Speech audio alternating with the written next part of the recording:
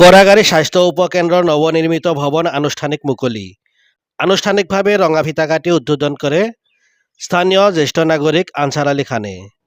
2023 চনৰ 11 ফেব্ৰুৱাৰীত ৰাষ্ট্ৰীয় স্বাস্থ্য আঁচনিৰ অধীনত কৰাগাৰী স্বাস্থ্য উপকেন্দ্ৰৰ ভৱনৰ কামৰ উদ্বোধন কৰিছিল সৰুক্ষেত্ৰী সমষ্টিৰ বিধায়ক জাকিৰ হুছেইন সিকদাৰে।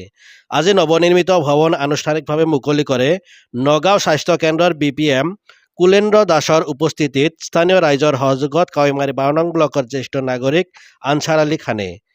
বহু প্ৰতীক্ষাৰ অন্তত অতিকৈ পিছপৰা বজালী জিলাৰ দক্ষিণ প্ৰান্তত কাৱৈমাৰী 12 নং ব্লকত কৰাগাৰী স্বাস্থ্য উপকেন্দ্ৰৰ ভৱনৰ মুকলিত স্থানীয় ৰাইজে উৎফুল্লিত হোৱা দেখা যায়।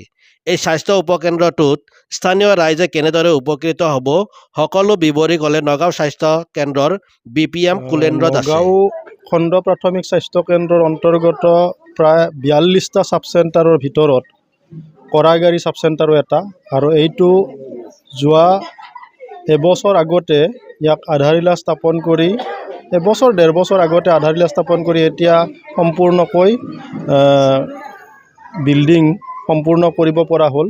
আৰু ইয়াত আগতে নৰ্মেল সাব চেণ্টাৰ এটা বেলেগৰ ঘৰত ভাড়াত আছিল, গতিকে এতিয়া নতুন বিল্ডিং চৰকাৰী বিল্ডিঙত যিহেতু আহিছে, আমাৰ এতিয়া চৰকাৰীভাৱে যিখিনি স্বাস্থ্য বিভাগৰ সা সুবিধা আটাইবিলাক পাব।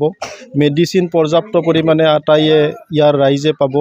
তাৰপিছত এইটো এতিয়া আয়ুষ্মান আৰোগ্য মন্দিৰলৈ ৰূপান্তৰিত হ'ব, আৰু আয়ুষ্মান আৰোগ্য মন্দিৰলৈ ৰূপান্তৰিত হ'লে তেতিয়া আমাৰ ষ্টাফৰ ক্ষেত্ৰত 2জনী ANM, এজন MPW আৰু এগৰাকী CHO কমিউনিটি হেল্থ অফিচাৰ থাকিব।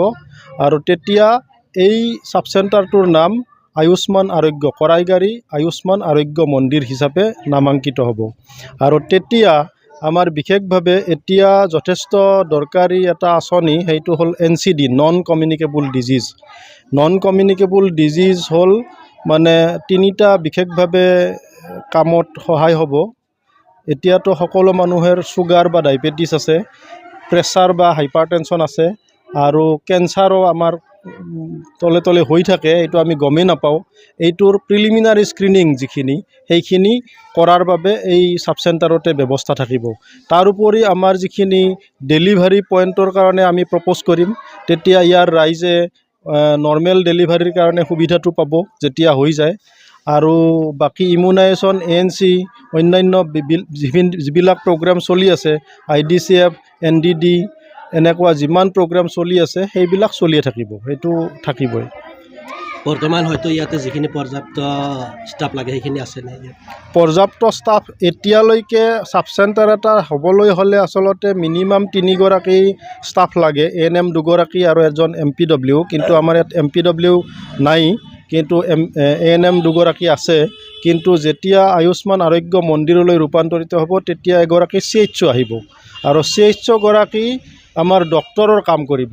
যিখিনি আমাৰ ইয়াত দুখীয়া নিচলাৰ ৰোগ আছে, যিখিনিয়ে দূৰলৈকে যাব নোৱাৰে টকা খৰচ কৰি, তেওঁলোকে ইয়াতে ঘৰতে বহি সাধাৰণ চিকিৎসাখিনি পাই যাব।